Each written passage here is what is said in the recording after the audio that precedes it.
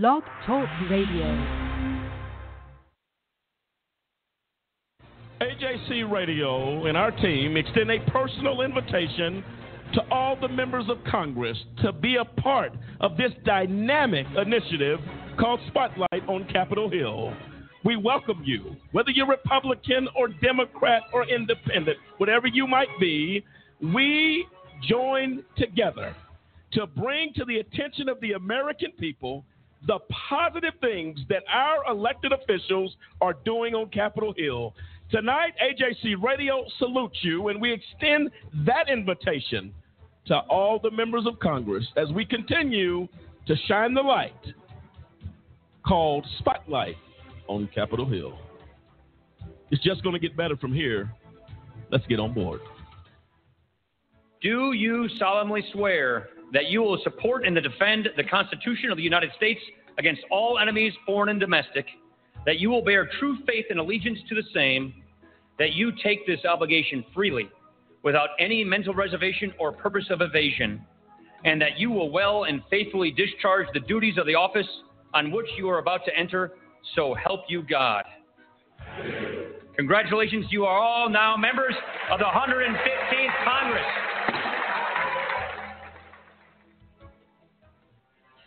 And let me say to America, whenever a law enforcement officer shoots and kills an unarmed citizen in this great country, America has a problem. And I want us to be very careful that we don't become distracted and not address the issues. And I know that we in the Congressional Black Caucus make sure that we don't get involved in motion, commotion, emotion, and no results. And that's what this is all about. Because the things that we're talking about is trying to bring about change, not just for our young people today, but for generations yet unborn. And so let me just briefly state that I'm very pleased with what the president did today. I think it's a step in the right direction. The effort to get body cameras, 50,000 of them, to establish the task force. And right after Ferguson happened, I, along with 100 other leaders, wrote to the president, and we just asked for certain things. And I'll just name them, and then I want to yield back to the gentleman because I know we have limited time. We asked that DOJ develop a training for law enforcement officers to counteract racial bias, renewed focus on diversity hiring and retention among law enforcement professionals, there be grants to support engagement with youth in the communities these officers serve, call for the demilitarization and reduction of excessive weaponry among community police departments, call for DOJ oversight of law enforcement practices, and an increased accountability through national standards for investigation into cases of inappropriate police behavior. So we in the Congressional Black Caucus will continue this fight. And, you know, to the Brown family, you have our condolences, but we know that you want to make sure that change is brought about. And we promise you that we are going to do everything in our power to make that happen.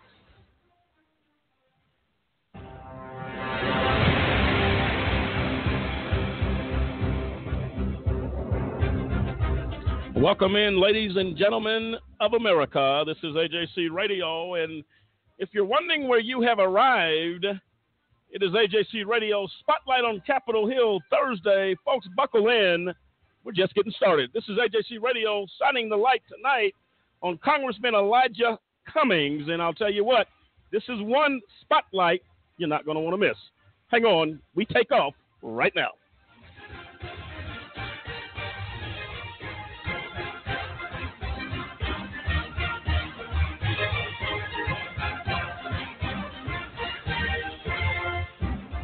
And there you have it. I'm Lamont Banks, along with Lisa Stewart, Cliff Stewart, Dennis Merritt, and William Williams. And I'll tell you tonight, folks, we want to take a few moments and thank you for tuning in tonight to this extraordinary program tonight as we shine the light on a gentleman that's doing some good things in Washington, D.C., not only for the nation, but also his district. Congressman Elijah Cummings representing the state of Maryland. And we're happy to have you. Lisa, our disclaimer for our listeners. None of us at AJC Radio are lawyers, and we do not provide legal advice. Although we go to great lengths to make sure our information is accurate and useful, we recommend you consult a lawyer if you want legal advice. In this time of misinformation, government-controlled media, and government corruption, it's sometimes hard to get to the truth, but we must try.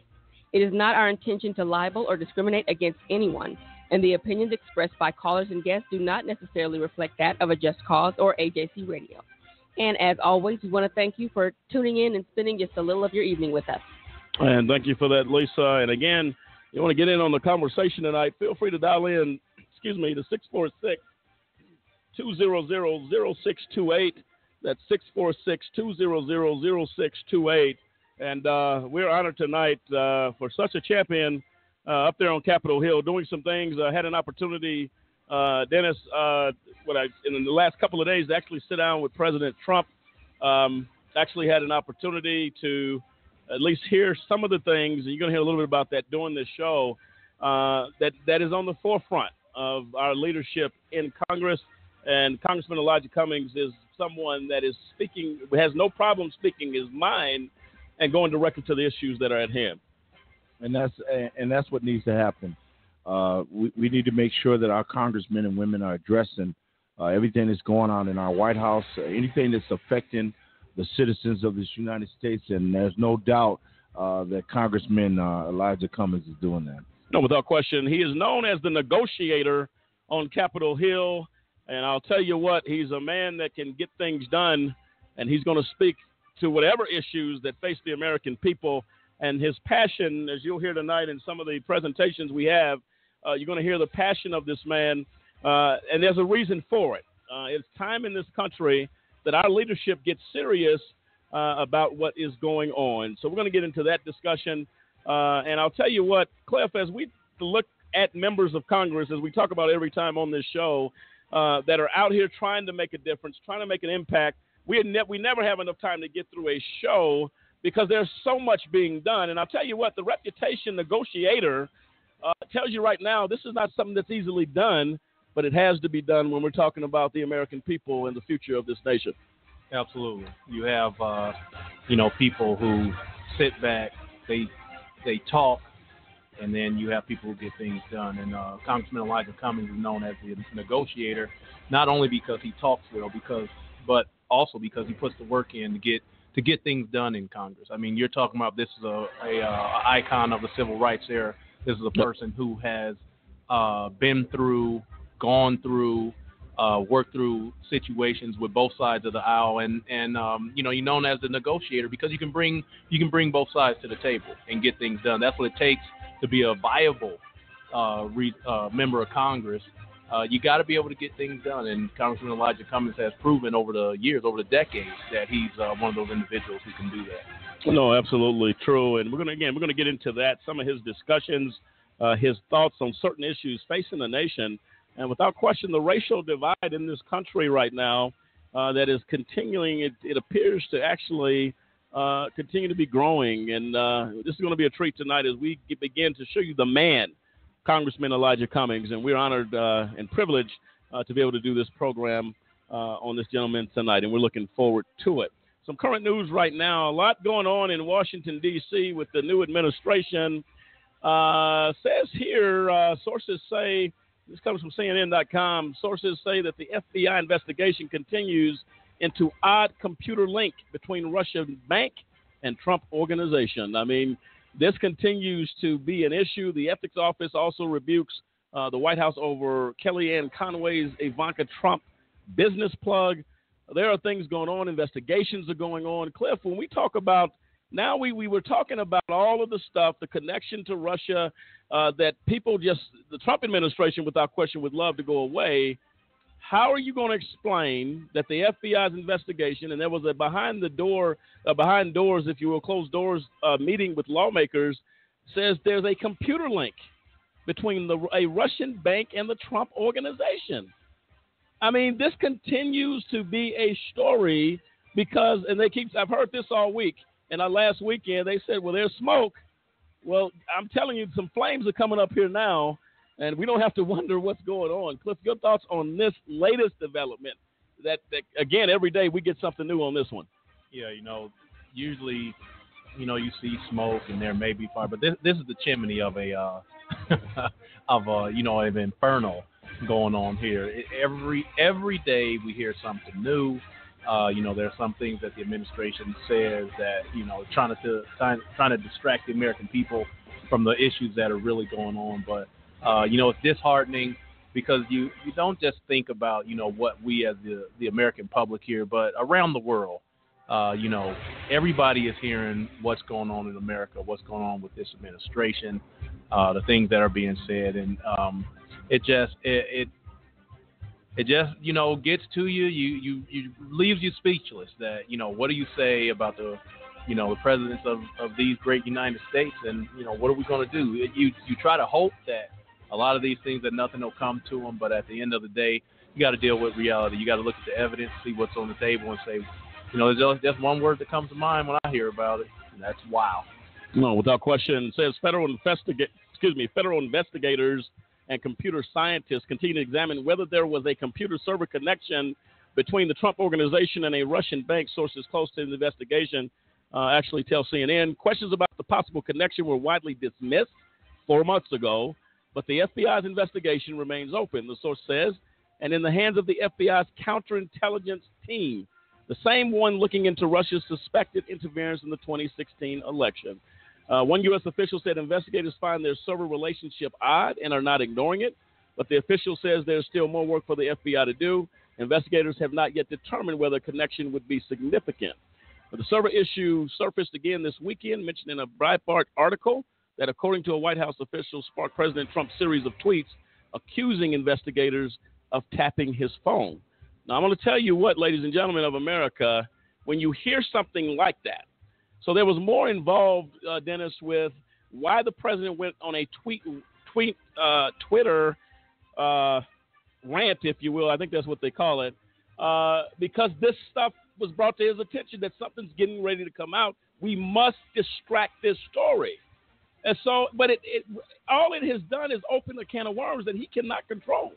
Exactly. The American people want to know. And no matter how you look at it, the truth is going to come out. When it comes out, the American people be ready.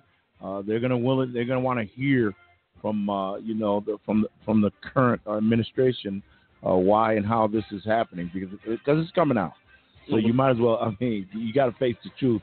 And when the music starts playing, you got to face it. No, without question. So these are things that you have to deal with. We'll see what happens. Stand by. I'm sure we will hear more about this story as we continue.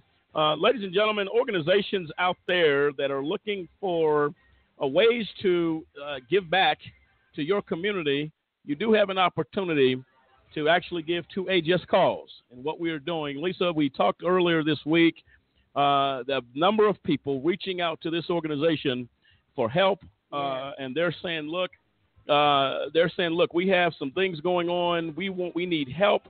And they said in every possible turn, a Just Cause is popping up as the source for help. And we're going to ask the community, if you want to give back to something that's doing something, this is an organization to definitely get involved in doing that.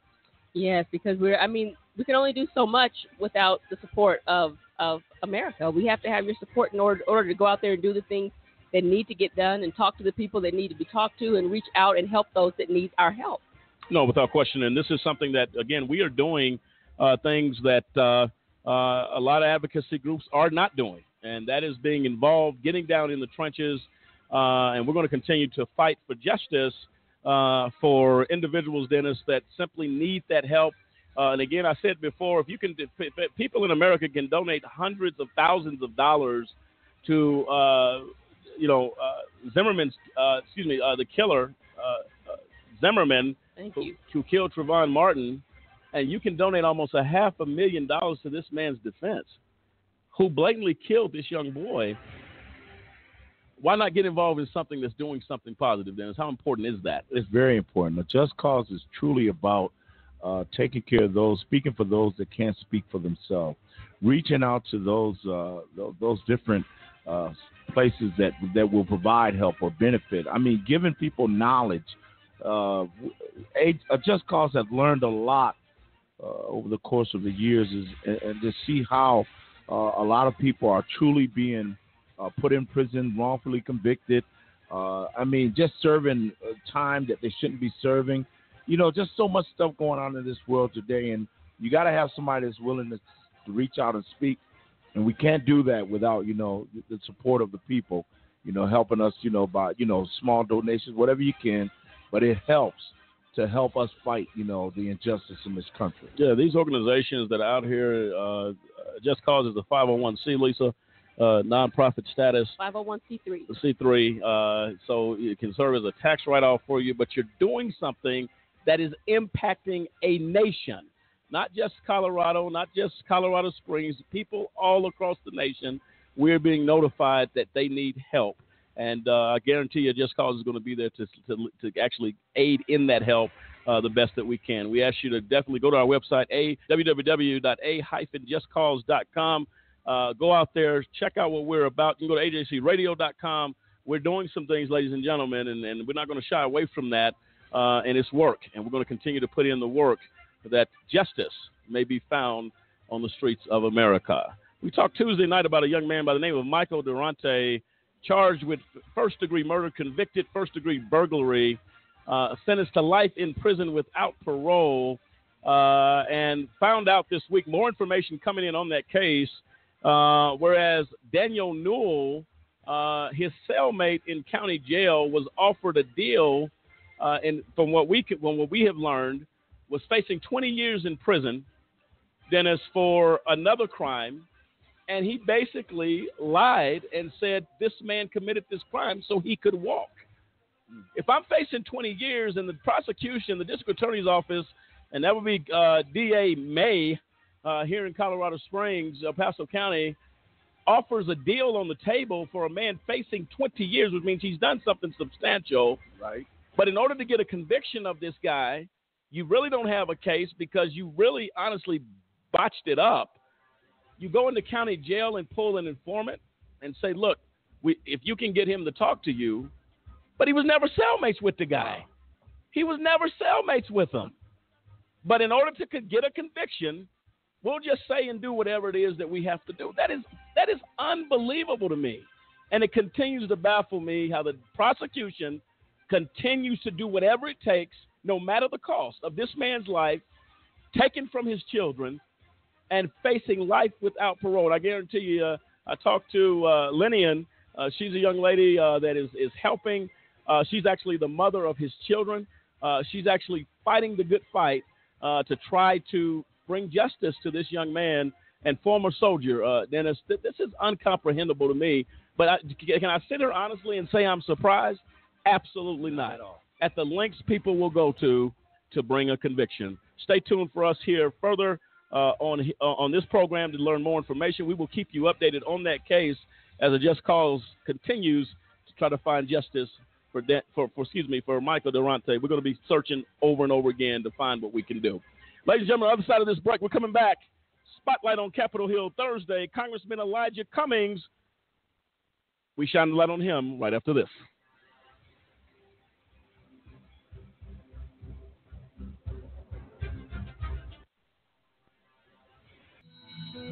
Good morning, students, and welcome to Career Day. I hope you're excited to hear about all the great things you can do when you grow up.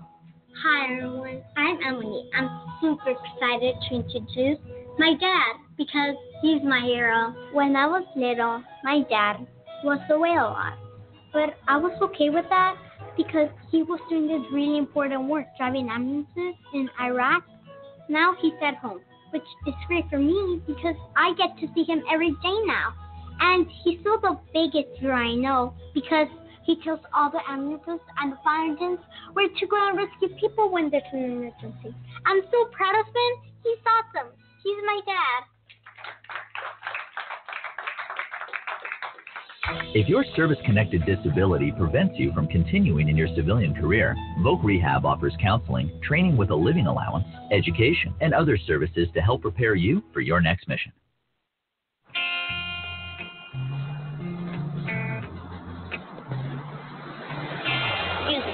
I've been getting mixed messages about women and violence. I need a little clarification. Uncle Bill, how am I supposed to grow up to respect women when I have such lousy role models? Boys are never going to approach you. Can you help me reshape my attitude towards women? You need to teach them that violence against women is wrong.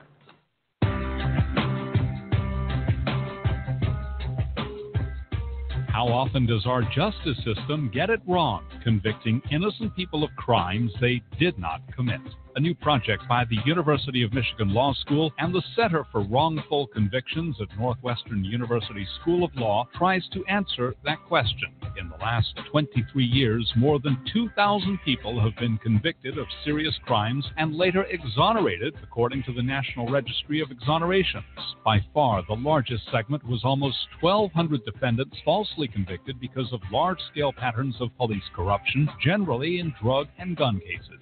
Of the remaining 873 defendants exonerated, nearly half were wrongly convicted of murder, and of that group, 101 were sentenced to death. On average, it took more than 11 years for a conviction to be set aside. Why does the justice system get it wrong? In homicides, the biggest problem is perjury and false accusation, most often by supposed eyewitnesses. False convictions in adult rape cases are primarily based on mistakes by eyewitnesses, while false convictions in child sex abuse cases are often for fabricated crimes that never occurred. 2,000 exonerations may seem small in a nation with more than 2.3 million people behind bars, but there are far more false convictions than the report contains. Most false convictions are never formally challenged, and those convictions that are successfully overturned receive little or no attention from the media, according to the report's authors.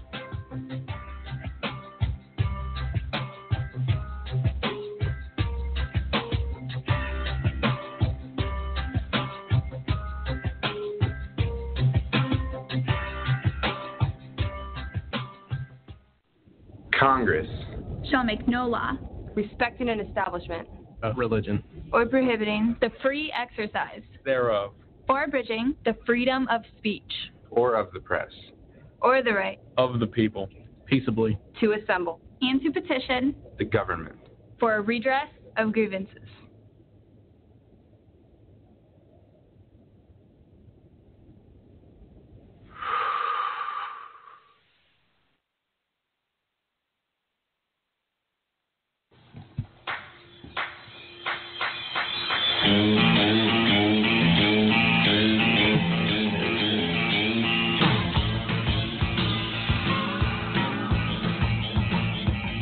And welcome back in, ladies and gentlemen of America. When you hear that tone, something's going on at AJC Radio, and I'll tell you what it's about. Tonight we shine the light on a champion, a trailblazer, whatever adjective you want to give Congressman Elijah Cummings that's fitting. We're going to do our best to shine the light on this man who is as Cliff alluded to earlier, a civil rights icon, someone that brings that type of passion to our nation's capital. And we're excited tonight to talk about this young man who's doing some things that not only is making a difference in Maryland, but all across this United States of America. And we're going to hear some different positions and thoughts on Congressman Cummings. And I'll tell you what, I'm excited about it, Cliff. Well, your thoughts as we get ready to dig in, if you will, into this man that 2 days ago met with President Trump to say, look, we have some things you need to take a look at. And I'll tell you what, you're talking about a man that's going to back down. He's known as the negotiator. Donald Trump says he's the negotiator of deals. Well, I'll tell you what, there's one a little bit more impressive than Mr. Donald Trump in this case, because I'll tell you what, Congressman Cummings is actually negotiating impacts this nation, not only today, but in the generations to come. That's true. And you have to understand when Donald Trump, when he's negotiating a deal, he's dealing with money. He has people at the table who are looking to get paid from him. So he's got people who are willing to bow, compromise, give in, kiss up, whatever phrase you want to use. Elijah Cummings, this is a man who came through the civil rights era, who the people that he's negotiating with, you're talking about affecting the entire membership per se, of these United States of America. You're talking about a man who is dealing with how the rights of the American people. There's one thing to have 10,000 employees, but there's another thing to have 300 million people looking to you for an answer. There you go. And when you hold that type of burden on your shoulders, when you have that type of responsibility, and you have morals, that is a whole nother level of negotiation, because those are the people you answer to, the 300 million who say, I put you in the position that you're in. It's not about, $1 million, $100 million that you can go get a loan or a line of credit and pay off or write off. This is about the lives of 300 million people. That's what Congressman Elijah Cummings brings to the table, that type of responsibility, that type of burden on his shoulders, and he knows how to bear up under that weight. Well, without question, one of the most influential committees in Congress, Congressman Cummings sits as ranking member of the Oversight and Government Reform, led by Chair Congressman Chavez. And I'll tell you what, that's a committee you better have you better have the power and the resilience to stay on that committee, because you're calling everybody in question. You're calling them to accountability. And I'm telling you, you got some tough things. And you're going to hear some of Congressman Cummings' exchanges with folks that had to be called on the carpet of their conduct and their issues. And we're excited about that tonight. Congressman Cummings often says that our children are the living messages that we need to send to a future we will never see. In that vein, he is committed to ensuring that our next generation has access to quality health care and education, clean air and water, and a strong economy defined by fiscal responsibility. Congressman Cummings currently serves as the ranking member of the Committee on Oversight and Government Reform, as I just stated, as the main investigative committee in the House of Representatives. Oversight and Government Reform has jurisdiction to investigate any federal program and any matter with federal policy implications. As the committee's ranking member, Congressman Cummings fights to hold the presidential administration to a high standard of excellence and to ensure efficiency and effectiveness in the actions of the government of the United States. He also seeks to identify appropriate reforms that prevent waste, fraud, and abuse, and that ensure government programs meet the needs of the American people. Dennis, when you hear that caption, if you will, of Congressman Cummings, he says, our children are the living messages that we send to a future that we will never see. That is profound. That is very profound. I mean, when you're talking like that, you're truly looking way ahead. Right. And there's nothing wrong with that. When you're focused on the American people, when you're talking about our children one day taking over or moving into positions that we now hold, to make America, to get America where it needs to go. I mean, that is huge, to reach that far out, to say, hey, this is about the future. So you can't just think about now. You got to think about how does the decisions that we make, how is it going to affect the future? And again, that's just awesome. No, absolutely. Lisa? Yeah, I was watching Congressman Cummings on the news, was it today? I believe it might have been yesterday, after he had met with President Trump. And he was talking, one thing that stood out to me it just made me smile. He said that he told the president, I'm not here for a photo op. I'm not here for you to have a picture with me somewhere. I'm here to tell you what the people need. And he told CNN about it, but he went in there and he stood up for what the people of America need. He's had the opportunity to sit down and speak with our current president and lay some things on the line and explain to him, hey, you need to stop doing some of these things you're doing. A lot of people aren't willing to do that with him face to face. They'll do it behind his back, and they'll do it in a news report. But talking to him directly and telling him how you feel and saying what you believe is best for our country. And I think Congressman Cummings just raised the bar a little bit on that one for me, because I think it was just awesome that he would do something like that. Well, let's do this. Let's give our listeners opportunity. Lisa, I'm glad you brought that up.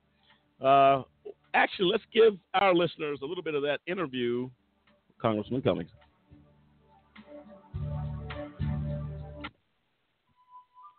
We had the meeting today is one which actually began when I first came up when I ran into the president during his inaugural luncheon.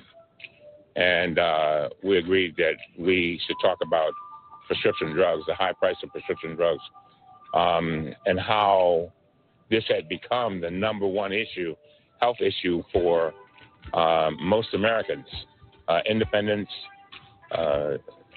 Democrats, and Republicans all see this as the number one issue, even above the Affordable Care Act. We presented a proposal to the president which would allow for the federal government to negotiate drug prices, which we thought was very important because drug prices are going up higher and higher, and more people are saying that they cannot afford the price of their prescription drugs. And I must tell you that the president was enthusiastic about our proposal.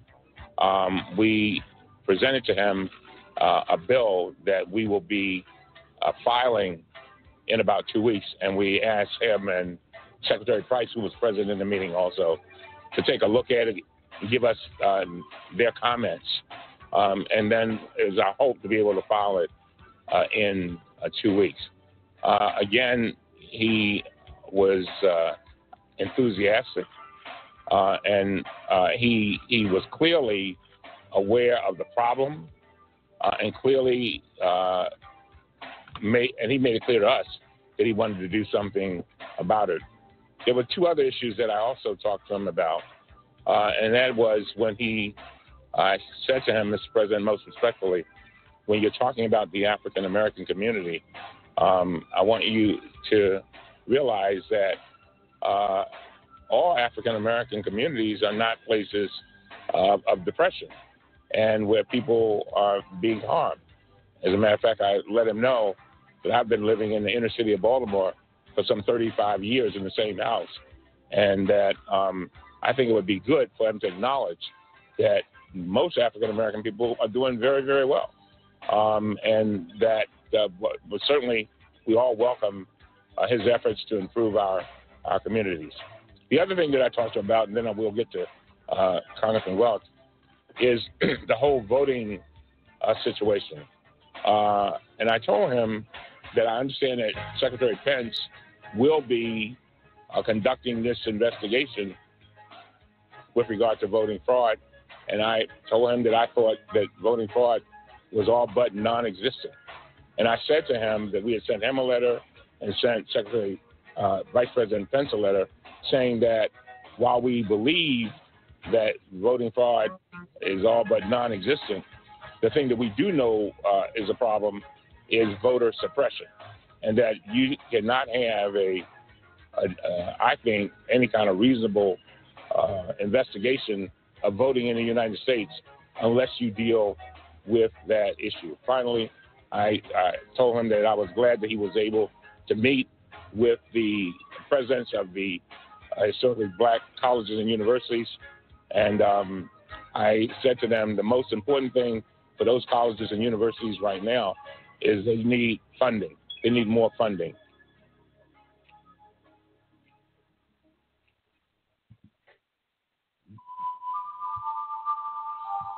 And there you go, Congressman Elijah Cummings, after his meeting with President Trump. No, I'm telling you, put it down, Dennis, exactly what needs to be said, and still respecting the office of the presidency of the United States. And I'll tell you what, whether you agree with Donald Trump or not, we have an issue there, and we'll see how it plays out. And somebody made this statement, leadership is still needing.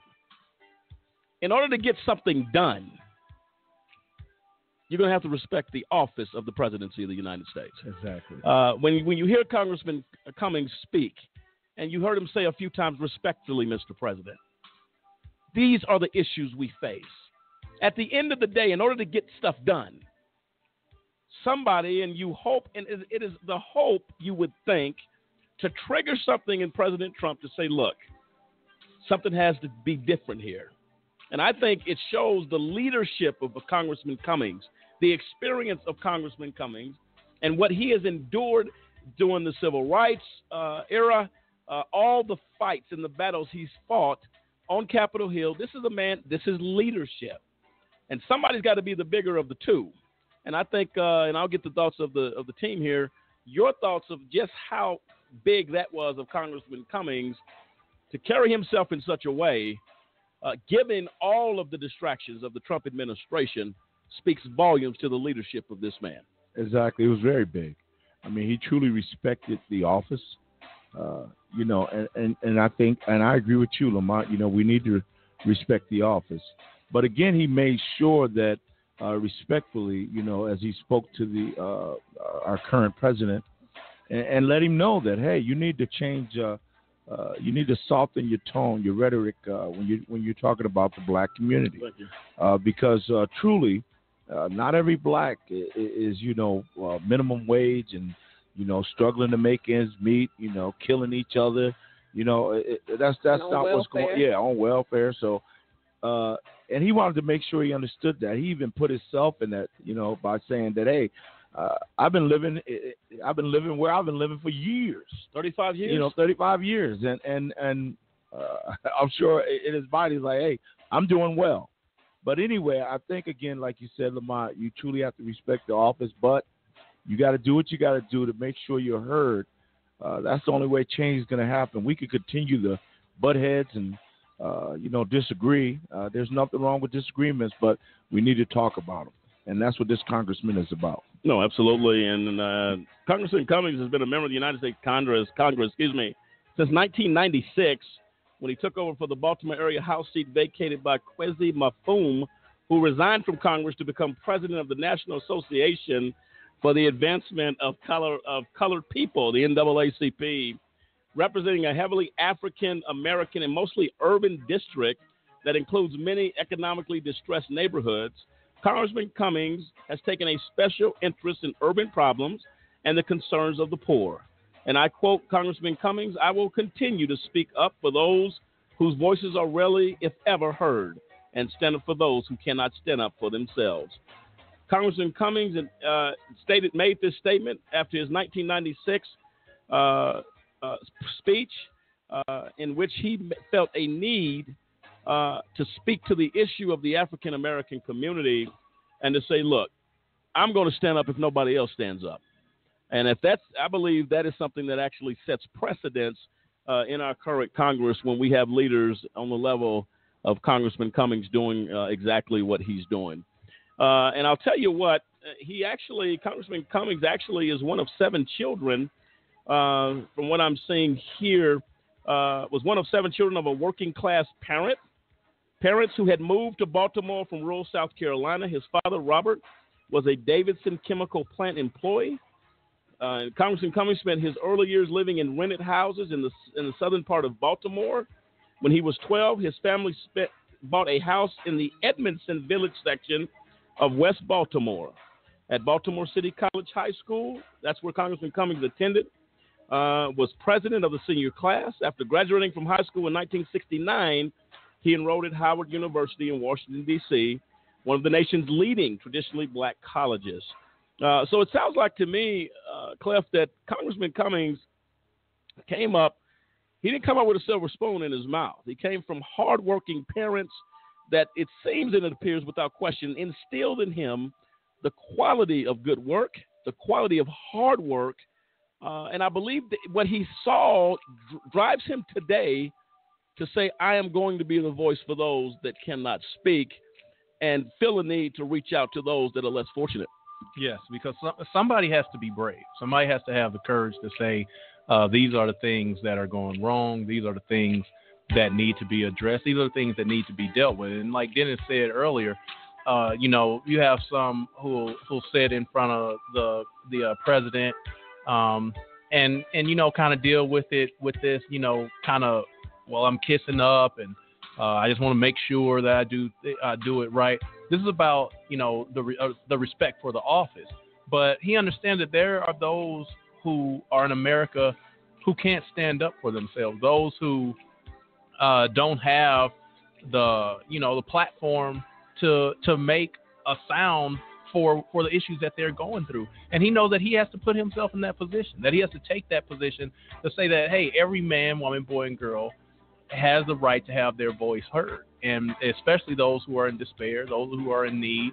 And a lot of times that is the minority community, and he's not afraid to stand up. I mean, he proved it. Yeah. When he during the civil rights era, again, that's why he is known as no holds barred. He's not going to take anything off of anybody that he shouldn't. I mean, this is a man who, basically was wounded for civil rights, not only his, but for others. And he stood, who was arrested for it, and who came out and still spoke against it, still stood up for the rights of others, and continues to do that to this day. No, absolutely. He talks a lot about policing and race relations, and he still wants people to come together. And I think, Dennis, that is something that is critically important.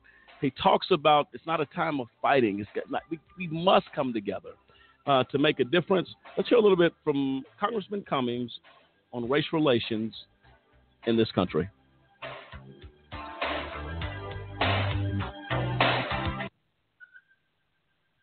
Joining us now is Maryland Congressman Elijah Cummings, whose district was the scene of weeks of protest after last year Freddie Gray, a young black man, died while in police custody. Congressman, thank you for joining us. Good to be with you, John. Let's start with this. What would you tell a young African-American 18-year-old man in your district who came to you and said, what does my future look like? I would tell him that he's going to have a lot of barriers to get to where he has to go, but that he can make it. And I would tell him to do everything in his power to get a good education, but I would also tell him to be careful in whatever he does. Does that mean be careful in interactions with the police? No doubt about it. And one of the sad things about what happened in Minnesota is that he was a man who was doing everything right, John. He said, look, I've got a gun. It was authorized to carry it. And the next thing you know, he's dead. And I think that what has happened is that a lot of people don't understand what it's like for African-American men and boys to know that at any moment you're going to be pulled over and that your life could end. And a lot of folks can't understand that. These videos are so powerful. They're very powerful. And yet, in a political sense, you saw today Secretary of Homeland Security there with Commissioner Bratton, sending a very clear signal, both in visual but explicit terms, that he stands with the police. The administration seems to be worried that the focus on improving policing has maybe gotten to painted with too broad a brush on all of police. Well, I think what happens is that people, when these kind of incidents happen in Dallas and in Minnesota and Baton Rouge, people automatically say, oh, we need to go into a corner. And if I am for good policing and want the respect of police in the African-American community, they think that you're against police. But on the other hand, they don't understand that there's pain when these things happen in the African-American community. But, John, there's also pain by African-Americans when police are murdered like they were in Dallas. And a lot of times people don't understand that. And all basically people are asking for respect. And in Baltimore, I got to tell you, you talked about since the disturbances, Kevin Davis, our police commissioner, now requires new recruits to go out 3.5 months, once they get on the force. And all they do is go throughout the community, policing. So they get an idea of who they are working with. And we don't have time to turn against each other. We have to turn towards each other. Tell me about the aftermath of Baltimore. It was such a central part of the conversation. Where do things stand now? Well, we've had now 4 trials. We're in the 4th one now. And there was a hung jury, and then there were 2 not guilty verdicts. We got 3 trials, 1 going on now, and 2 more. And I think, but you know what?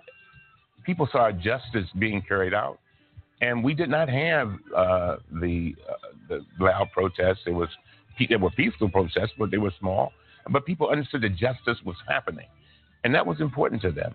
in most of these cases, less than 2% of the cases are charges ever filed. And that's one of the things that people are concerned about, John. They see police doing things like they did in Minneapolis, Minnesota, and then they say, well, the police, there was a bad act. But are there consequences? Right. Well, that's what I wonder about in Baltimore. You had the hung jury and the 2 acquittals. Some people would say that's not consequences for Freddie Gray, who died after being in custody. Well, as I say to my constituents, they asked for justice, and justice is rolling. And you cannot guarantee results with justice. So I think one of the reasons why people have not gotten as upset is because they believe that justice is happening. President Obama said that in his press conference, he said there were times when activists might have engaged in rhetoric that was overheated and occasionally counterproductive. What's your feeling about that in terms of, and what he's talking about here is rhetoric with respect to the police? I think we have to be careful about whatever we say these days. That goes from our leaders to what people put on Facebook, because I think people do have a tendency to act on certain things. And I think we have to be very careful. And I think the rhetoric can speed up and get loud, and then people react to that. But you know what? We have to make sure that we understand that the community needs the police, and the police need the community. We're all in this boat together.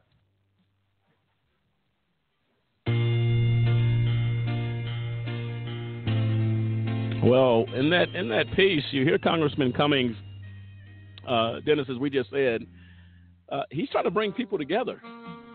The statements made, he's talking about the shooting in Minnesota. The gentleman in the car says, "I have a gun. I have a permit. I'm legally allowed to have it. I'm telling the officer," and we talk about this all the time. If the police community would get to know African American communities and understand to put yourself in the shoes of these, as we talked about the other night with the children that are raised in situations that are so horrific, and how they're treated unfairly, I'm going to proceed with caution in this neighborhood, because you know what? You may be a good cop, but I'm telling you, the community may not see that, because their experiences with police officers are bad. What do you expect them to see? So I think it puts us in a situation. I think what I like about Congressman Cummings, he's telling it like it is, but he's offering solutions. He's offering resolutions to how do we fix this. We can go back and forth and hate and be divided. That's not going to solve our issues, Dennis. Exactly. He was talking about how, if you really listened, you heard him really talking about how blue and black lives matter. Mm-hmm. But the big thing is that what he was putting out there is that you have to understand that, if something is wrong, it's wrong, regardless. Right. And he sees that there's a problem with the culture, the community, and how the community, receives or accepts the policemen in their environment. I mean, and you alluded to it. I mean, if a bad cop, if I ran into a bad cop first and second and third, guess what? Every other cop after that, I'm going to consider bad. But, he talked about how they came up with the program where they would send them 3 months early, right? Into the community to get to know the community. You have to know culture. You got to know, one's lifestyle, and again, some of these communities are so poor. I mean, minimum wage. I mean, they can't get jobs. They can't, it's crazy. But again, that does not give anyone the excuse or the authority to take advantage of that situation and use, extreme force or unnecessary force in a situation. And again, there goes, we go back to education. Education is key. We got to educate our officers, and we got to educate our communities. If we do that, surely, and I agree with Congressman Cummings, we can make some things happen. No, without question. And he goes on to speak about drug abuse, and they say that drug abuse plagues many areas of the 7th District, and Congressman Cummings supports needle exchange programs that distribute clean needles to intravenous drug users in the hope of preventing the spread of HIV. He does not believe that such programs condone or increase illegal drug use. In 1997, Congressman Cummings introduced the HIV Prevention Outreach Act, which called for an end to ban on federal funding of needle exchange programs.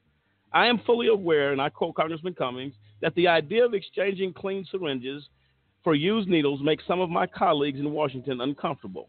But the bottom line is that giving clean needles to addicts will save lives.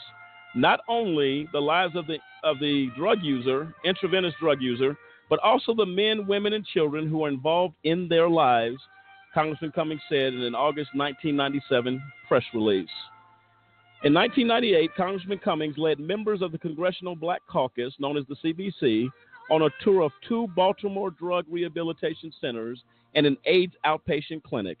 The Baltimore visit came soon after a Centers for Disease Control study showed that African Americans, who make up 12% of the U.S. population, account for more than 40% of all new HIV infections. As a leader in the black community, and I quote Congressman Cummings, I am deeply concerned about this new information. This new data highlights an issue we must urgently address. As a member of the Congressional Black Caucus, I am dedicated to supporting increased funding for AIDS education and research, Congressman Cummings stated in a July 1998 press release. And Cliff, this goes to the point you just made in regards that this is about a congressman. When you start talking about having clean syringes available that can stop the spread of disease and destruction in this country, and it's prominent to take the CBC, Congressional Black Caucus, down to those neighborhoods and the rehabilitation centers and to see firsthand, you're talking about a leader that's leading out by example. That's not something easy to see. What does that speak to Congressman Cummings, Cliff, in your opinion? Yeah, because, I mean, this is somebody who understands the people that he's dealing with, that he's talking about. It takes an understanding, an interaction with a community that has drug addiction problems to understand that giving a person a clean needle that's an addict is not adding to their addiction. You're trying to save their life as far as spreading disease and them catching a incurable disease and dying. Sure, you have to treat the addiction, but it's the same way with criminal justice. It takes a person who understands that you don't take a drug addict and put them in prison because they were caught with drugs. You send them to treatment. You help them to get treatment for the issue. You don't bypass it and throw something like jail time at it. That's not the way it works. Congressman Cummings understands that it is a whole line of help to get a community to where it needs to be. The old saying is it takes a village to raise a child. He understands that.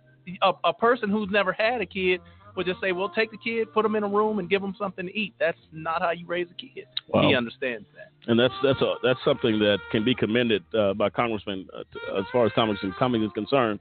Ladies and gentlemen, we're coming back. We're just getting started as we highlight and spotlight the efforts of Congressman Elijah Cummings. And I'll tell you what, I'm impressed already and have been impressed by what I'm hearing about this man that and this is, Dennis, what you talk about, getting in the trenches. Yes. That's what we need in our nation's capital and our elected officials. Ladies and gentlemen, this is AJC Radio Spotlight on Capitol Hill Thursday as we shine the light on Congressman Elijah Cummings, known as the negotiator in Congress. We'll be right back.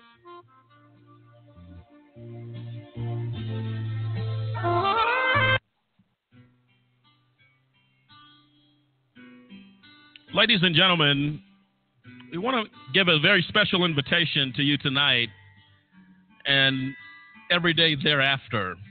If you're struggling with addiction issues, the Shores Treatment and Recovery is the place to go. If you have any questions, dial 1-888-975-4105, or you can contact Stephanie King, the champion, for those that fight this battle. Her number is 720-305-2621. You can go to www.theshoresrecovery.com. There is a way out. There is an answer. Let's do it together today.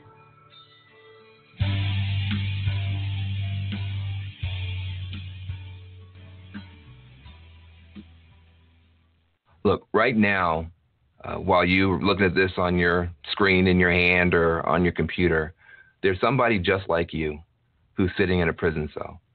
And they didn't do much more than you did, some crazy weekend. You didn't get caught. They got caught. And they can never get uncaught.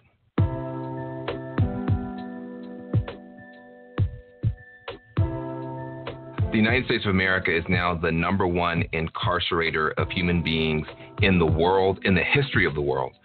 We have about 5% of the world's population. We have 25% of the world's prisoners. We have more people locked up than China. China, who has 1 billion people, they got fewer prisoners than we do. A lot of times people say, well, if you don't want to do the time, don't do the crime. Really? Have you ever committed a crime? You got people who are doing more drugs on college campuses, in yacht clubs, country clubs. We all know that's going on, but the SWAT team never shows up there. The SWAT team shows up in the housing projects where you got poorer people doing fewer drugs, and those people go to prison. But think about it. What if one of the times when you were breaking the law, when you had something illegal in your pocket, in your car, at your party, the police had kicked in those doors? Would you want to be known for the rest of your life based on what happened that night? That is what is happening to millions of people. If rich folks' kids get in trouble, they go to rehab.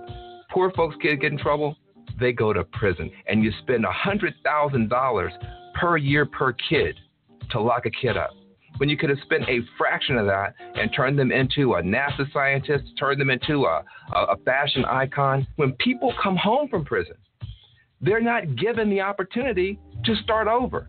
You leave a physical prison and you go into a social prison where you can't get a job, you can't get a student loan, you can't rent an apartment. How are people supposed to start over? And what happens to neighborhoods when you take a disproportionate number of people out for minor offenses and you send them back home with no hope and no opportunity? There are no more excuses to have this horrible system continue when there is now finally bipartisan agreement that it is a tragedy to do this. Not only do you have President Obama and the Democrats, you now actually have people like Paul Ryan, Koch Industries, Newt Gingrich, all saying the same thing. We are locking up too many people. We're wasting too much money. We're wasting too much genius in America, and it's time to do something.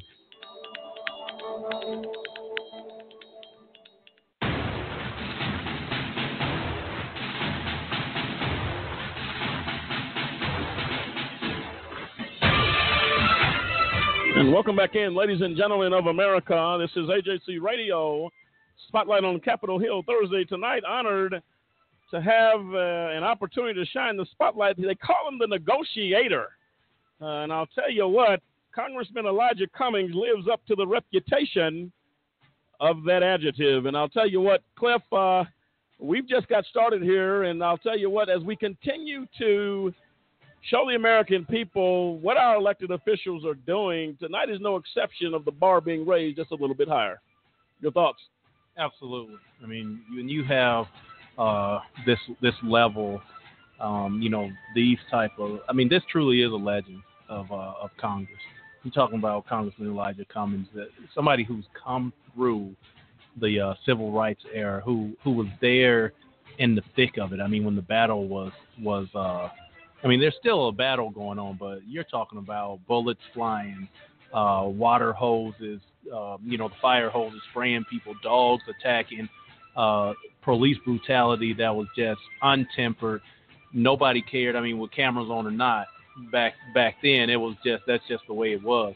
It was just pure unadulterated racism. And, Congressman Cummings came up through that. And so, anything he sees now, he's like, hey, I've been through it.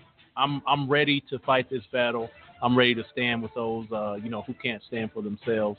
This is the type of member of Congress that we need, that understands what type of legislation, what type of laws the people need that are there for them. And that is what it takes to have the right to be spotlighted, because you've done the things that are for the American people. Again, I say, common sense law and legislation, laws that affect the entire makeup of the American society. That is what Congressman Elijah Cummings brings to the table. No, without question. And I'll tell you one battle he fought. If you're not living under a rock in the United States, we are aware of Flint, Michigan, and the water tragedy. Folks not even being able to take a shower, drink the water, and guess what? They were still being charged for a utility bill with contaminated water. Lisa, we ran into some of these folks from Flint, Michigan, in Washington, D.C., on a mission, if you will, to speak out against that type of horrific action by government officials. Yes, we did. And they were very determined and trying their best to get things done.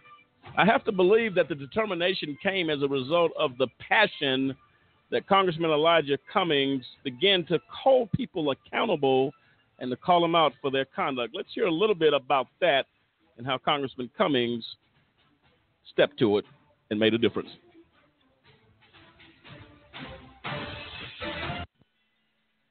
Chairman, I was going to let Mr. Cartwright go, but Mr. Craig, I'm getting very concerned about your testimony because I want you to remind you that you are sworn to tell the truth, the whole truth, and nothing but the truth. So let's go over what you just said, and I got to get it right in here because I'm kind of concerned because I don't want the public to not see this for the accurate truth. Mr. Craig, Governor Snyder recently named you as the new head of the Michigan Department of Environmental Quality last month. Your boss, Governor Snyder, and I'm hoping he's watching, by the way, gave this 2016 State of the State address. In his speech, Governor Snyder seemed to take responsibility for the Flint crisis, stating that, and I quote, "The buck stops here with me," and that, quote, "I take full responsibility to fix the problem so that it will never happen again." However, in the same breath, Governor Snyder also tried to blame the city of Flint, as it sounds like you're doing right now, and he said this, and I quote, "This crisis began in the spring of 2013 when the Flint City Council voted 7-1 to buy water from the Karenga-Nandi Water Authority," end of quote. Mr. Craig, do you agree with Governor Snyder's statement? The question that I responded to, sir, was if they would never have changed their water source, would this issue have happened? And I believe that's a true statement because they were on Detroit Water and Sewer Department water, which was phosphated, and they had a 30-year history. So I apologize if I misrepresented. No, I'm not finished. Just hold on. I'm not finished. We reviewed the resolution passed by the City Council and the minutes from the meeting. At no point during the meeting did the City Council vote to allow the Flint River to be used for drinking water. Isn't that correct, Mr. Frank? I haven't reviewed those personally, but that's my understanding. Mr. Chairman, I would like to introduce into the record a letter we just received yesterday from Sheldon A. Neely, who served on the City Council from 2005 to 2014. He was actually there. He was there, Mr. Craig, all right? In his letter, Mr. Neely explains that the City Council did not. We have the letter. You got it? Oh, they have it. In his letter, Mr. Neely explains that the City Council did not make the decision to use the Flint River because, quote, "the Flint City Council had no power to actually enact any laws for the community. Everything went through the emergency manager," end of quote, who was appointed by the governor. He also says this, and I quote. Did you need something? Oh, okay. Oh, yes. Would you please? We'll enter the record without objection, so ordered. You're making me nervous. This is what he said. It was the emergency manager, Ed Kurtz, who made the decision to use the Flint River as a primary source of drinking water for the city of Flint. Mr. Craig, are you aware of Mr. Kurtz's actions? No, sir. I was not in the seat at the time. And Mr. Craig, so Mr. Neely also wrote that, quote, "Governor Snyder's account of the events leading to this water crisis are completely wrong, end of quote. Why would Governor Snyder try to blame the city council for this decision when it was his own appointee who made it, and you have a city council that has no authority? There's something wrong with that. That's why I interjected here, because I want the truth, the whole truth, and nothing but the truth. Now, let me ask you, I'm not finished. Do you have any reason to believe that Mr. Neely is not telling the truth? I have no reason to believe. Now, Mr. Neely's letter is supported by statements from Flint's former mayor, Dane Walling. On January 22nd, 2016, he stated, and I quote, "After City Council and I expressed support for a new water supply from Lake Huron, the emergency manager, Edward Kurtz, went behind closed doors with the Department of Environmental Quality and decided to use the Flint River as an interim source, made the budget changes, and put that in place," end of quote. Were you aware of Mayor Walling's statement? I am not. All right. Based on the evidence, it seems that Governor Snyder was trying to blame the city of Flint for actions of his own appointee. And he did this in his State of the State address to the entire population of Flint. Now, let me ask you something else. Are the people paying right now in Flint for water they cannot wash in and cannot use and cannot drink? Are they paying water bills? And is it a part of the recovery? You said you want to make them whole. Is that part of it? Why would they be paying for water that they cannot even use, that is poisoning them?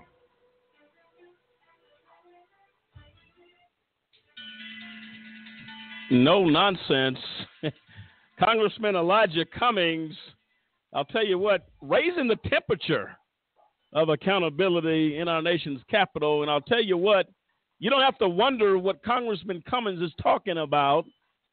Dennis, this is exactly what has to be done. You can say what you want of how he deals with these issues. Call the perpetrators out. Exactly. He said, I want the whole truth. Nothing but the truth.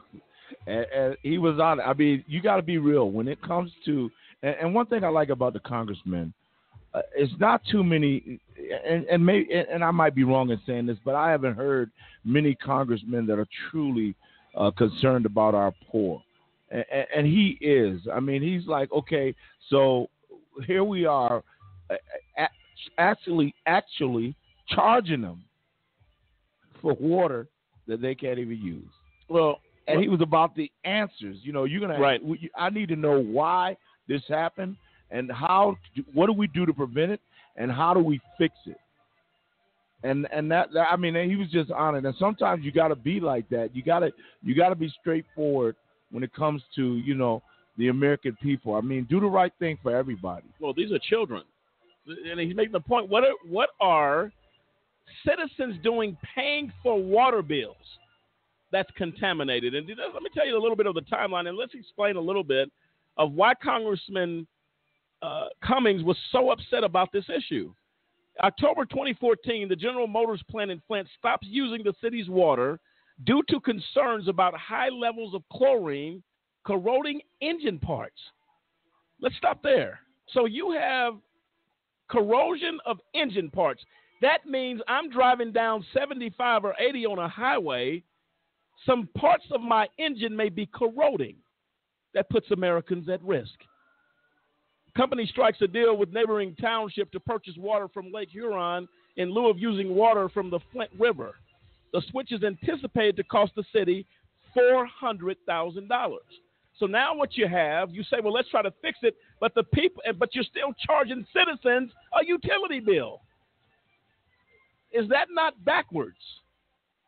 January 2nd, 2015, the city warns residents the water contains byproducts of disinfectants that may cause health issues, including an increased risk for cancer over time. The letter is sent after the state finds that the level of disinfecting chemicals in the water exceeds the threshold set by the Safe Drinking Water Act. Violation of law. The water is deemed safe for the general population, but the elderly and parents of young children are cautioned to consult with their doctors. And I'm explaining this because this is why Congressman Cummings is irritated. This is why he's calling people out. What are you talking about? What are you doing to affect the American people? Dennis, your thoughts. And I'm going to get Cliff. Let me go to Cliff real quick, Dennis. Cliff, as we dig into that, no wonder Congress has to act. Number one, they're in violation of federal law of the Safe Water Act, Safe Drinking Water Act. Secondly, now you're actually, okay, we've done the city of Flint a huge disservice, and guess what happens? We're going to charge you now for that service and tax you for it and make you pay a utility bill when you have orange water in your sink. And, I mean, for those listening who, I mean, you made the point about the amount of chlorine that's corroding engine parts. Can you imagine if you put that water, that amount of chlorine in a person's body, in a child's body? You're drinking enough chlorine to corrode metal. Wow. That's what they were putting in their bodies. And then you say, okay, now we're going to fix it. You're going to fix that issue, and you're going to bring in more contaminated water. And they're saying now that as of January 13th last year, that Governor Snyder announced that there was an outbreak of Legionnaire's disease in the Flint area between June 2014 and November 2015 with 87 cases and 10 deaths, all due to the contamination of the water. And Legionnaire's disease is a respiratory disease caused by the Legionella bacteria. Sometimes this bacteria causes a serious type of pneumonia called Legionnaire's disease. The bacteria can also cause a less serious infection called Pontiac fever that has symptoms similar to the flu. But you're talking about people died because of the water that the city gave them that's undrinkable, unusable, corrodes metal, but you're charging me to make me sick enough to die. You're going to charge me for that. Well, and this is what, again, we speak to Congressman Cummings. This is why, when you wonder why is he so upset? Congressman Cummings is a leader in our nation's capital. That's right. He took an oath to protect the citizens of the United States. The negotiator. We're coming right back. Congressman Elijah Cummings putting it down and taking names. We'll be right back on the other side of the break.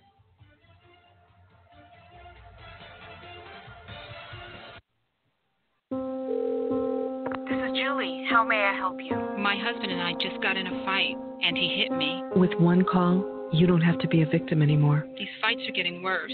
I don't know what to do. With one call, you can end the cycle of violence. We're glad you called. The first thing we want to do is to ensure your safety. With one call, you can change everything.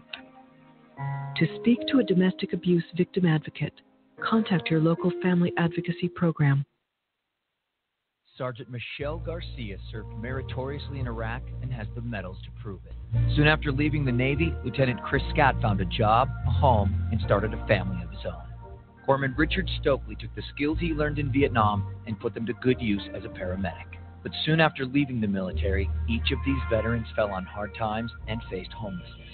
Even after Michelle lost all her savings, even after Chris wasn't able to pay his mortgage, and even after Richard battled alcoholism for years, they each reached out for help when they needed it most. A simple phone call put them in touch with a trained professional from the Department of Veterans Affairs. That call got Michelle a place to stay until she could afford one of her own, put Chris in touch with employment assistance, and found Richard a substance abuse program. These veterans are success stories not only for how they were able to help others while serving their country, but for how they were able to let others help them. If you know of or are a veteran in need, make the call. There's a lot of mud when it rains here, and it makes it really hard to find food. There are car bombs every day. My mom worries about me when I go out. Every time I hear the alarm bell go off in school, I think it's an air raid. Sometimes I have nightmares about it. A lot of houses in our neighborhood have been destroyed. I like to close my ears and sing songs whenever the bombs come close. My dad says we have to leave, which makes me scared. I'm worried our new neighbors won't like us. What if they don't understand our religion? Because we don't speak the language, it might be hard for me to make friends. But I know it's all going to be okay. It's all going to be worth it. I just want my family to be safe. But these are not my words. These are not my words. These are not my words.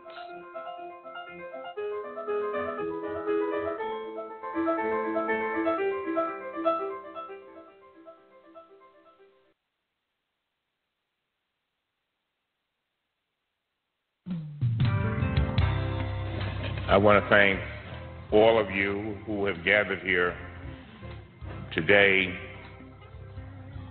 as we consider the death of Freddie Gray. I really didn't want to do this. Because I get tired of talking. So many people talk, but I come from a neighborhood which we have so many people who say, we want to see what you're going to do. And we here, I am sure, are the converted. We are the ones who think we understand the problems, and we have a tremendous desire to do something about them. And it's not easy to come up with the solutions, but I'm just going to try to give you some pieces of my thoughts. And I have so many thoughts about this because I live it every day. I see it every day.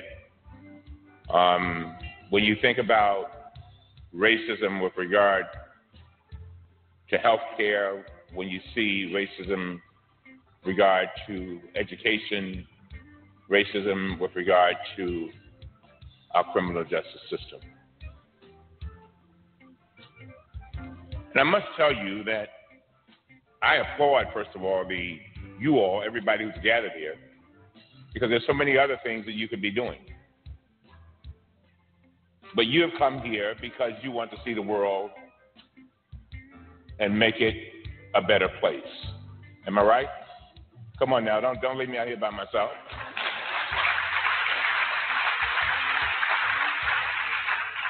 You're the ones who understand that 100 years ago, none of us were here.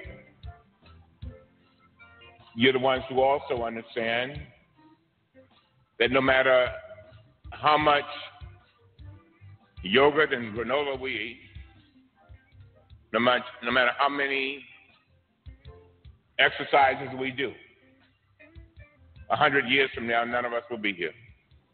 We get that. And you're the ones who are determined to make sure that while we are here, that we do everything in our power to help our fellow citizens on this planet live the very best life that they can. Now, that may sound like a normal thing,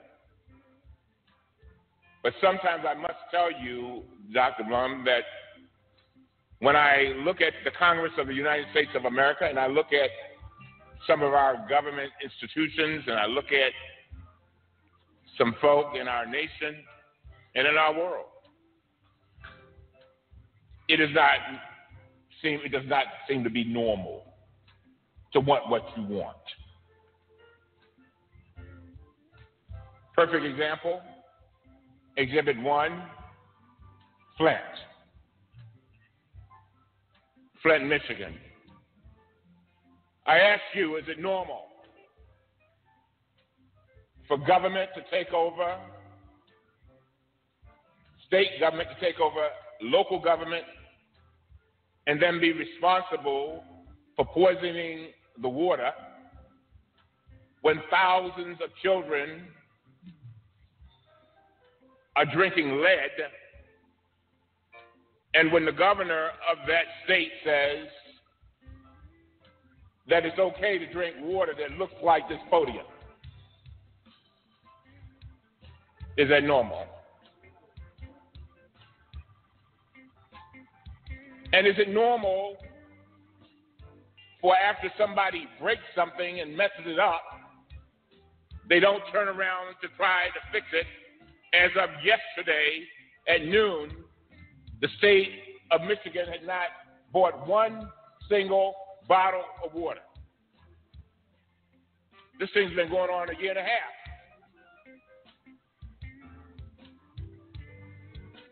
And I've been struggling, Blum, with this whole concept of racism. Racism, you know what? I never use that word. Can I tell you why? I'm going to give you a footnote. The reason why I don't use it is because people get all emotional. No, they do. They get very defensive.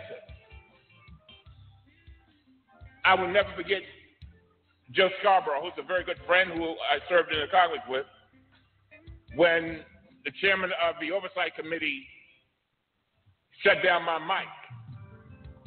Y'all remember that?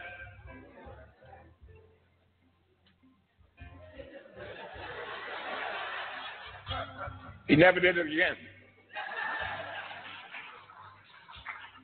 But a day or so later, Joe said, Elijah, don't you think that was a racist kind of move?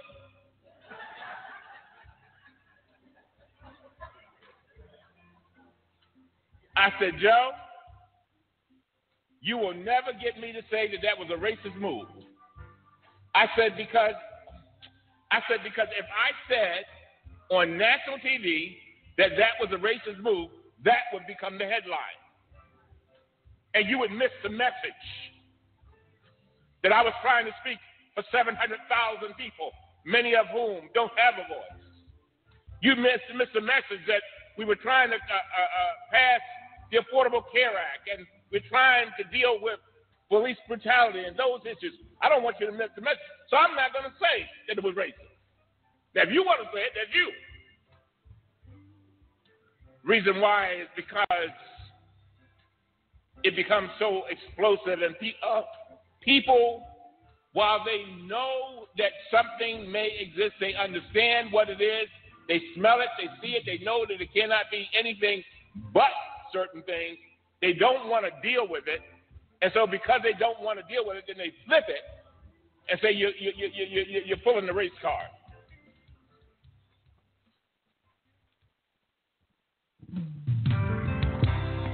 Well, there you have it. Congressman Elijah Cummings making it plain. I'm so impressed with the congressman tonight, Lisa, that, I mean, this is what we need and continue to need with our lawmakers. Oh, absolutely. The man is just, I mean, he's just probably the most outspoken I've seen. He just says what he believes. And if more people said what they believed and what they really felt, we'd have a lot less distrust and a lot less confusion if people just said what they meant and meant what they said. And Dennis, this is about caring. Let's deal with that. Congressman Elijah Cummings seeks Justice Department clarification on police arrest procedures of June 2015. Congressman Elijah Cummings wants the Department of Justice to provide clarity on when Baltimore police officers can and cannot exercise their arrest powers when responding to emergency calls and the various crimes that sprout up across the city. The Maryland Democrat is seeking to reassure police officers who patrol the streets of Baltimore that they can make arrests without fear of legal backlash, a concern that has been raised among cops after 6 officers were charged after 25-year-old Freddie Gray was arrested and died a week later. Baltimore State Attorney Marilyn Mosby in early May leveled criminal charges against Officer Cesar Goodson, Officer Garrett Miller, Officer Edward Nero, Officer William Porter, Lieutenant Brian Rice, and Sergeant Alicia Goodson. Officer Garrett Miller, Officer Edward Nero, all of these men and this young lady, if you know anything about Freddie Gray, was basically treated as a rag doll in the back of a police van without being handcuffed to keep him safe. Broke his neck. If you saw the video footage, Dennis, he was limp. And they tried to act like he was okay, trying to hold him up on each side. Congressman Cummings says, look, we need to address that issue. And my question is, when does life matter? Congressman Cummings, he doesn't care. He's going to put it out there exactly what it is. Something else I came across that I thought was really profound. Congressman Cummings, Sanders, proposed bill on dental crisis. Well, what does Congress have to do with dental things? Well, why do they have to be involved with that? The Comprehensive Dental Reform Act that Congressman Cummings introduced would expand dental coverage through Medicare, Medicaid, the Affordable Care Act, and the Department of Veteran Affairs, filling the gap for more than 1 in 4 Americans who lack dental insurance. Listen to this story. The bill was filed in the Senate and House on today's 8th anniversary of the death of DeMonte Driver, a Maryland youth who died when a simple abscess tooth caused an infection that spread to his brain. Congressman Cummings says this: most people think of oral health and imagine whiter teeth or a straighter smile. What we learned from DeMonte is that oral health is an essential link to overall health, says Congressman Cummings. We can no longer afford to consider dental care as an optional service. A young man dies as a result. So, you know what?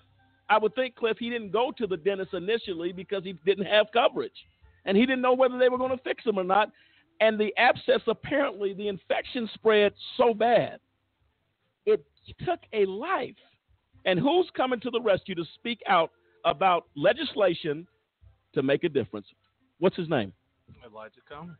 I mean, look at that. From Baltimore. I mean, you look at, if you've ever had an abscess, just a toothache, you know that, okay, the first thing you want to do is I need to get to a professional to, get this taken care of. So, a person who doesn't have coverage and is dealing with that pain, and to the point where this young man, gets infection in his brain and dies from something so simple as, okay, they could have gone in, done a simple procedure and taken care of it. But, just like Americans need health care, Americans need dental care. It is part of a healthy life. And Congressman Cummings, again, he is about every American citizen. He understands what affects America. A person who, quote unquote, was born with a silver spoon in their mouth, they don't understand that, that situation. All they say is, well, why didn't you just go to the dentist? Or if I don't have means to pay the dentist, all I'm going to do is make a trip to his office for nothing. So Congressman Elijah Cummings understands that and says, hey, we need to put these things in place for everybody. And I think the sad part is that this is a youngster. This is a young man that you try to wrap your hands around things that the American people who have a job, who can have insurance through their job, to go to the dentist twice a year, every 6 months, and it's covered under their insurance, normally with their employer. When you sit back and look at a young man, and you can't even begin to express the pain that youngster had to be in. I've had tooth pain. Right. What's respectable about Congressman Cummings, as Cliff just said, he took a moment to say, let's pass. See, he's living up to the oath that he took. Now, this legislation does not just affect Maryland. It says, in addition to expanding dental coverage, the House and Senate bills would address difficulties faced by more than 47 million Americans who live in areas of the country lacking enough dentists to serve the population. Address the shortage in dental care providers that accept Medicaid. Expand National Health Services, Corp scholarships, and loan repayment programs to include dental care. Authorize funding to increase access to dental services at clinics such as community health centers and school-based health centers. To integrate oral health care with overall health care through additional support for programs to educate non-dental health professionals about oral health, and authorize additional funding for oral health research. This came from one thing. Congressman Cummings saw a young man die, a young boy, as a result of no insurance. When does America wake up and say we need to do something. I am comfortable with the likes, the man, the negotiator of Congressman Elijah Cummings to the rescue. Then it's when you hear that, your father. Look, I mean, go ahead. I am so glad that he's still out there. He's still working. He's still fighting for the poor and the likes. Just with the recent news about them trying to repeal the Affordable Care Act, and again, that's going to affect a lot of people, Medicare and Medicaid, but there's no doubt in my mind that Congressman Elijah Cummings is not going to just sit back and let them rip this thing apart and leave our poor to die. There's no way anyone could convince me that he would. And I'm sure we're going to hear a lot more from him fighting for the American people, whether you're rich, poor, black, white, no matter. This congressman is truly about the people. And that's what matters. And we talked before on this program, Congressman Elijah Cummings has seen the war against the first black president in our time, the fights that President Barack Obama had to deal with, and what his legacy would mean to a nation and to a people. He had a little bit to say as he reflected back on America's first black president, President Barack Obama. Let's see what he had to say.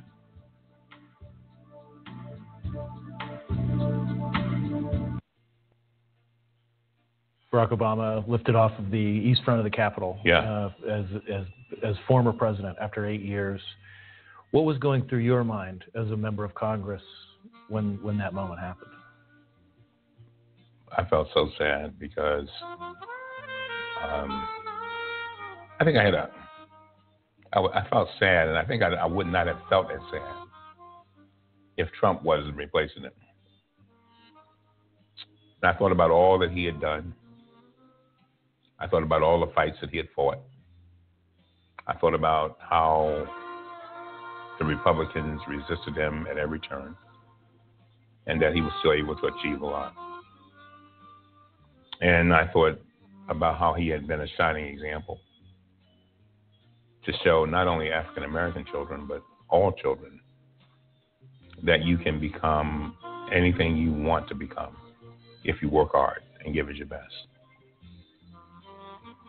And so I felt kind of sad in a way that we were losing these folks that woke up every morning in the White House. I felt kind of sad about the fact that we had a first lady that looked like my wife, and who young girls could say, this is beauty. This is an example of beauty, and this of intellect and brilliance. And I know that they haven't gone far, but the idea that they're not there now.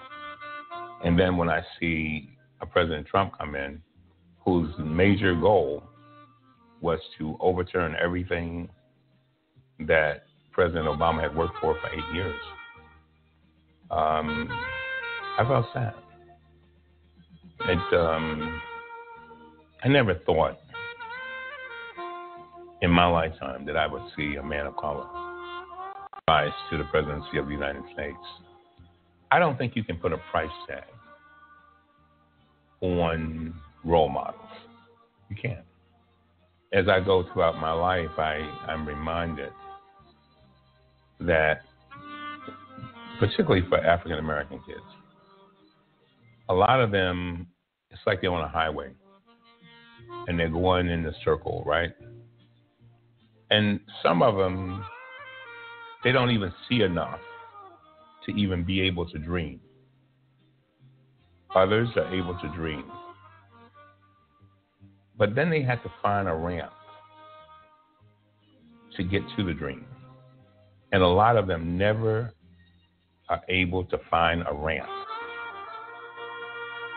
to get to their dream. In other words, they have to come to a point where they believe that they can do this and know that they can do it and know that if they do X, Y, and Z, it will be done. And what President Obama and Michelle Obama did was it showed them that there is a ramp. See, some of them don't even know there's a ramp. That there is a ramp and that they can do it. They can get off of that ramp and reach their destiny. So he asked me one time, he said, you know, Elijah, what do you think people will say my major contribution was? I said, it won't be the Affordable Care Act, as much as important as that is. I said, your major contribution will be that you showed people what they could be and inspired them to be that. And there will be little boys and little girls who will go out there, and because they saw you do what you did, the community organizer, become president of the United States, and did a damn good job, it'll inspire them to be all that God meant for them to be.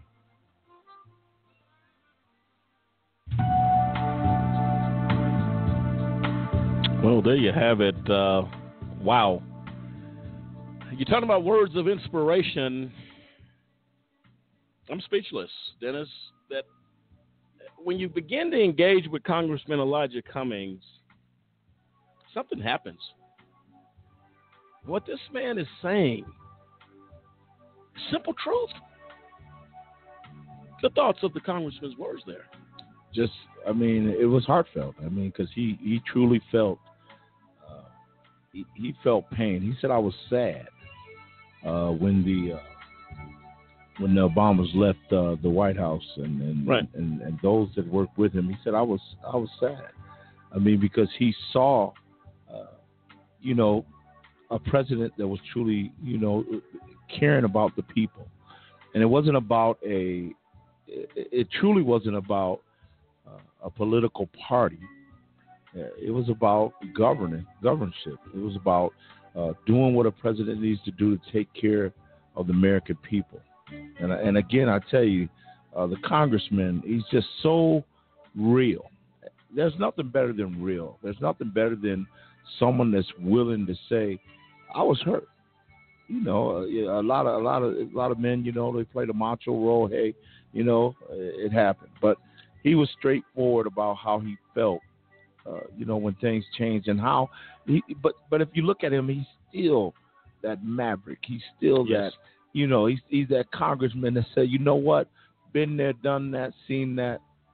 You know, I'm here for the American people, and I'm going to make my voice heard at any regardless of what's going on. I'm gonna let the American people know I'm still here. And he's making his voice heard, Dennis. Cliff, Lisa, we talk about post-prison issues. How do we clean up our prison system, our criminal justice system?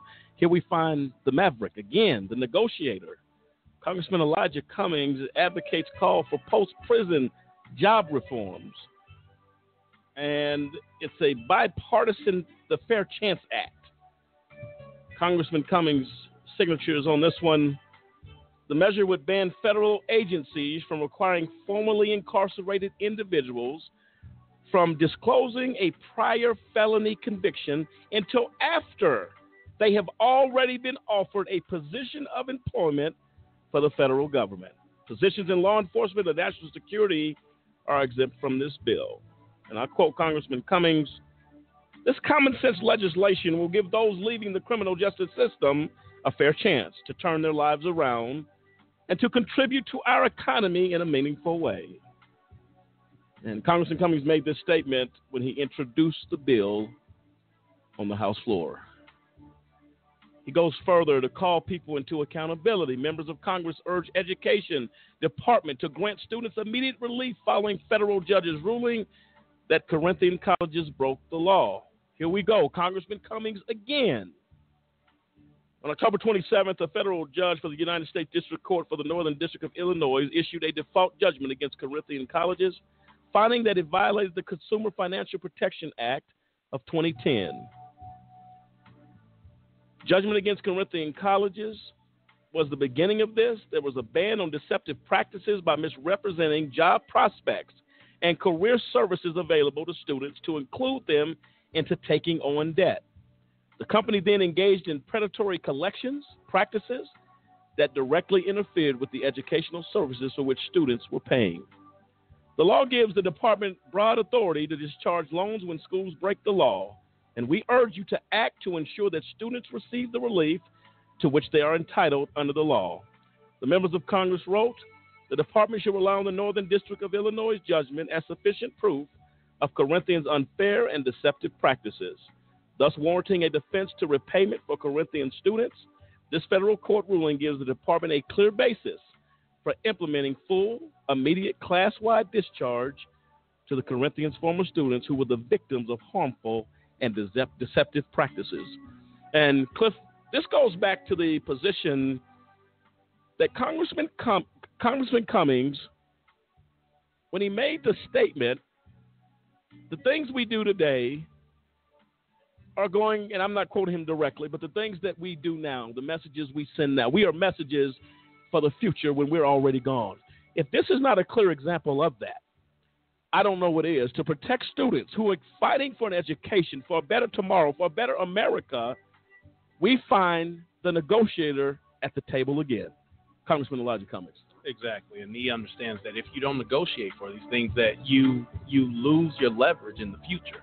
If you don't fight for the things that you want available in the future, then they won't be there. If you say, okay, well, they just took a little piece of it, and sure, it was an important piece, but at least we have the rest, then they'll keep chopping away at it. But Congressman Elijah Cummings realized that the children are the future, the education of the children are the real future. Without the education, American students, American workers, American citizens don't hold, the competitive edge over other countries. And without that, their salaries go down, and wages, education, and being able to compete on the world arena, all that goes down. And Congressman Elijah Cummings understands that, and understands we have to fight for the education of our future. Well, he takes one further step in this closing clip we're going to play. Elijah Cummings opposes legislation to eliminate protection for minority consumers. Let's hear what he had to say.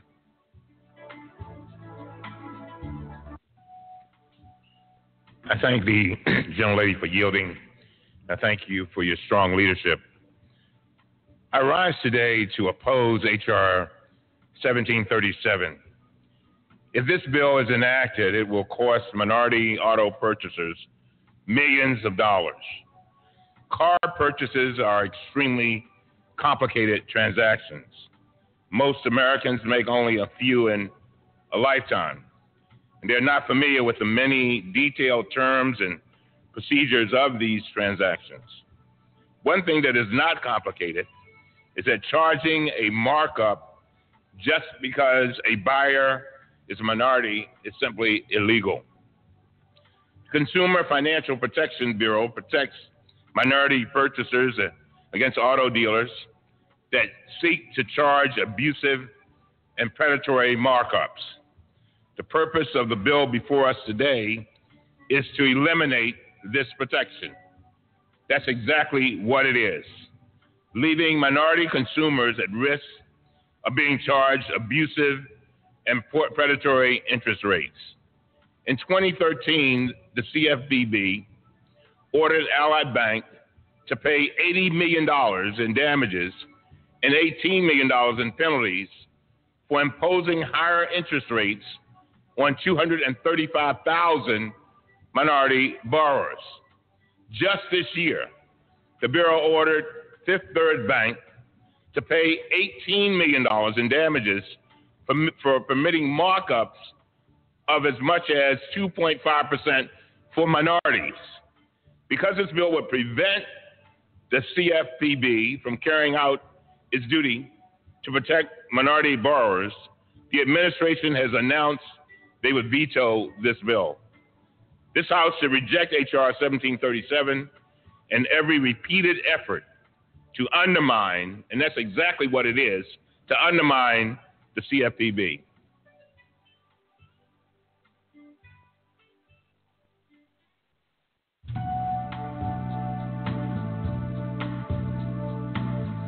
And there you have it. Dennis, Cliff, Lisa, What do you say about a man of this nature? Congressman Elijah Cummings, if you're listening tonight, take a bow. AJC Radio salutes you tonight for your untiring efforts to affect this nation. Thank you for your service and your continued fight for the American people and those that have been left behind. Voices that have gone silent, we salute the champion, the negotiator of Congress, Congressman Elijah Cummings. We salute you tonight. Thank you for what you've done. Ladies and gentlemen, we turn the page tonight. We go into a discussion, serious, about the IRP6. We're going to do something a little different tonight. Stand by as What You Didn't Know starts right now.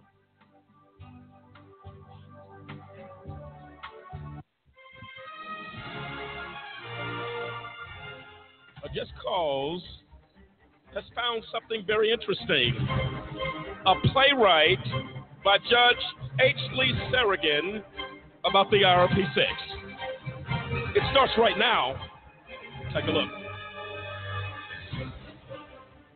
My name is David Banks, and I'm serving an 11-year sentence at the Federal Correctional Complex Prison Camp in Florence, Colorado. I've lost everything. My business, my money, my family, my future, my church, and my freedom. When they wanted people to sign non-disclosure agreements and all that kind of stuff, sometimes they didn't want to do it. Strange to me. I think it's still strange. It just absolutely makes no sense. Is this really real? Is this happening? And then all of a sudden your whole life is ripped apart. Justice is not fair anymore. They say justice is supposed to be blind. It's not blind. It's not blind. They pick and choose who they want to convict and who they want to send to jail.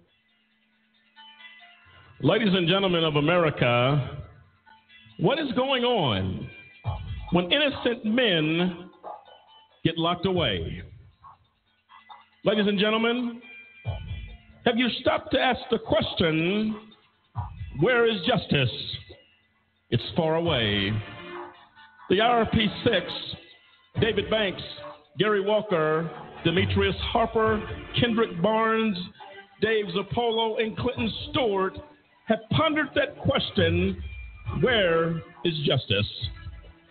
What you didn't know about the IRP6 case is the question. They were floored that they were even being raided. It became very clear that the court-appointed attorneys were not working for the guys. And it seemed like in many cases that they were collaborating or working with the prosecution. We constantly hear in the news, every week you're going to hear about another person wrongfully convicted. And this is a unique case in the sense that you have six businessmen that have been wrongfully convicted. You would think the media would jump all over it. There you have it. Tough questions in need for answers. Lady Justice has gone missing. Where is she? The IRP6 and countless thousands are seeking her out. What you didn't know about the IRP6 story to be continued.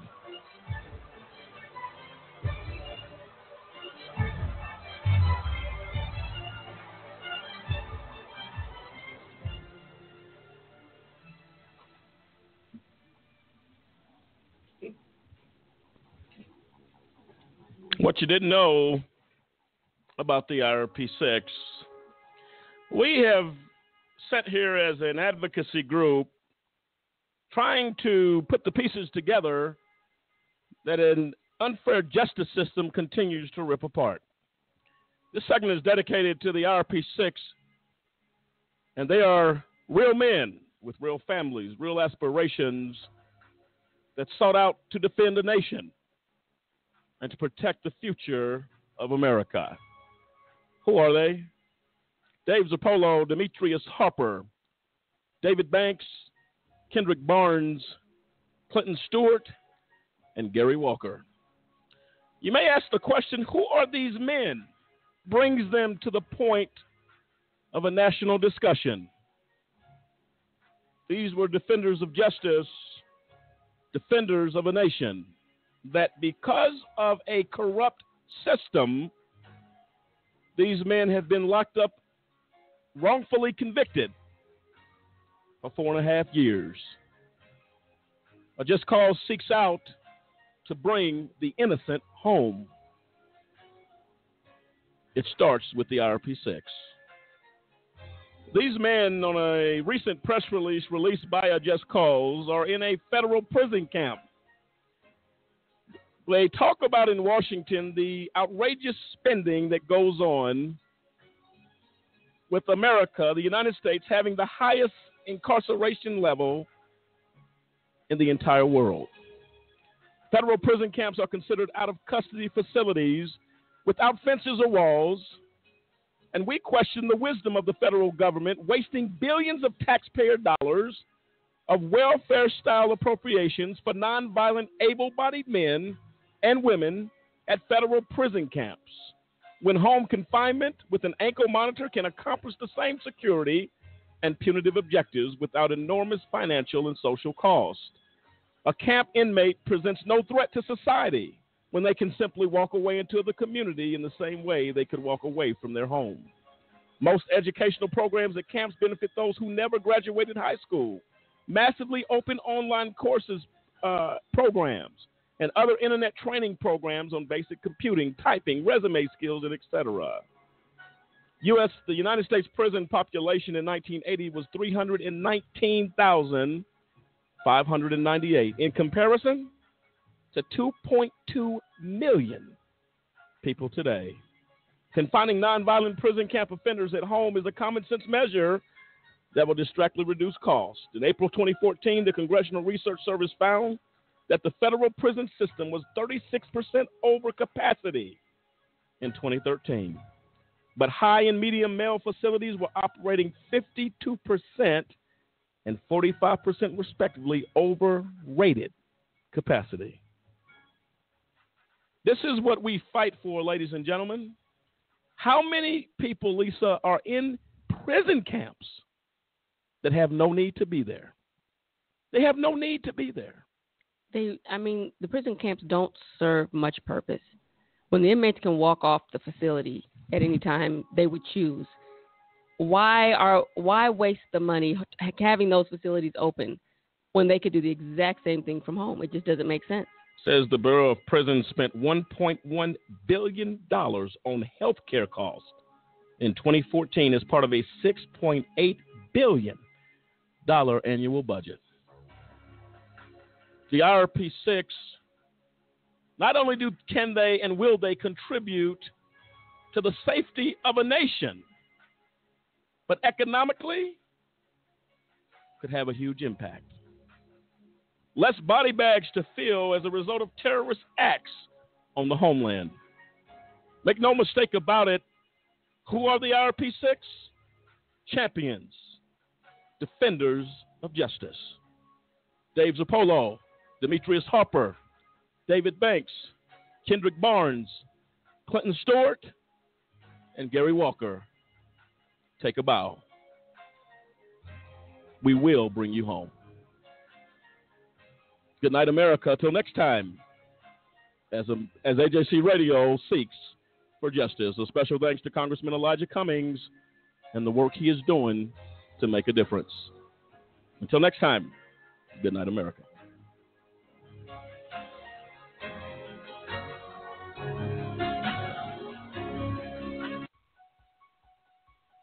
Do you hear that?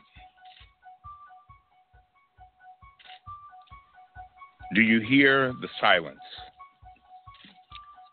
This is the sound of House Republicans conducting no oversight of President Trump. Zero. We've been asking for months for basic oversight of the president and his advisors and their ties to Russia. But our chairman, Jason Chaffetz, has not lifted one finger. Flynn was secretly communicating with Russian officials. At the same time, Russia was attacking our democracy. Let me say that again.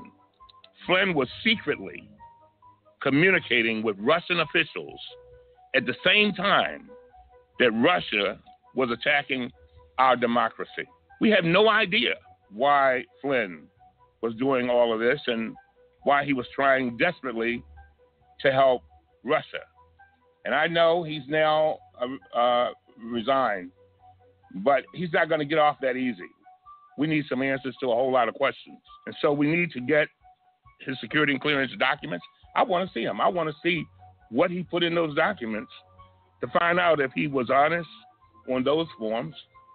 And we need to know how much he got paid to have dinner with Putin. But that is only the beginning. The press has asked us over and over again. I know they've asked Mr. Schiff and asked the leader, does it end here? Shouldn't things end here? No, they cannot end here.